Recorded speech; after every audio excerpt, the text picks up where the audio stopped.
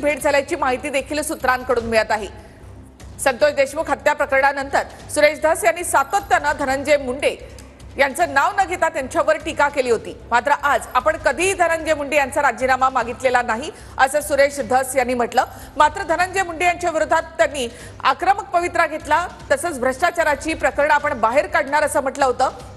73 कोटींचा घोटाळा झाल्याचा आरोपही सुरेश धस यांनी केला होता। त्या संदर्भात एक समिती नेमण्यात आली होती आणि त्याची चौकशी देखील अजित पवारांकडून सुरू आहे।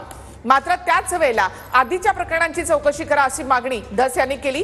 एकीकडे अजित पवारांनी भेट नाकारल्याचं कळतं। धस म्हणाले की अजित पवार यांना भेटण्यासाठी आपण उशिरा गेलो, तर इथे धनंजय मुंडे आणि सुरेश धस यांची भेट झालेली आहे।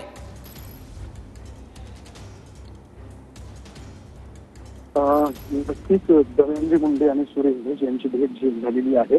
बावनकुळे यांच्या मध्यस्थीने ही भेट झाल्याचं सुद्धा सांगितलं जात आहे। मात्र हे अत्यंत महत्त्वाचे अपडेट आहे की आणि आज धनंजय मुंडे हे आजारी असल्यामुळे मी त्यांना भेटायला गेलो, यात गैर काय आहे असा प्रश्न जो आहे तो सुरेश धस यांनी त्यांना खासगीमध्ये बोलताना उपस्थित केलेला आहे।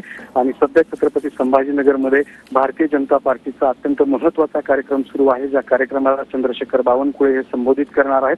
हा कार्यक्रम सुरू झाल्यानंतर या संपूर्ण प्रकरणावरती मी प्रतिक्रिया देणार आहे असे सुद्धा भूमिका या ठिकाणी सुरेश धस यांनी व्यक्त केलेली आहे। मात्र धनंजय मुंडे यांची जी भेट आहे ती सुरेश धस यांनी घेतलेली आहे, त्यामुळे सध्या वेगळ्या चर्चांना या ठिकाणी सुरुवात झालेली आहे। संतोष देशमुख यांची अमानुष पद्धतीने हत्या करण्यात आल्यानंतर हा सगळा मुद्दा जो आहे तो सुरेश धस यांनी लावून धरला होता। अगदी विधानसभेमध्ये सुद्धा सुरेश धस यांनी हा सगळा मुद्दा जो आहे तो उघड केला होता। संतोष देशमुख यांच्या हत्येचे फोटो असतील किंवा सगळा घटनाक्रम असेल किंवा सगळं प्रकरण जे असेल ते सगळं त्यांनी समोर आणलं होतं। आणि त्याचबरोबर त्यांनी सुरेश धस यांनी असं म्हटलंय का की त्यांनी धनंजय मुंडे यांची भेट घेतली? अगदी स्पष्टपणे सुरेश धस यांनी सांगितलेलं आहे की एखाद्या आजारी माणसाला भेटणे यात काही गैर आहे का? मी आपलं धनंजय मुंडे यांना भेटलेलो आहे आणि ते आजारी असल्यामुळे त्यांची रुग्णालयात जाऊन भेट घेतलेली आहे असं त्यांनी स्पष्टपणे सांगितलेलं आहे।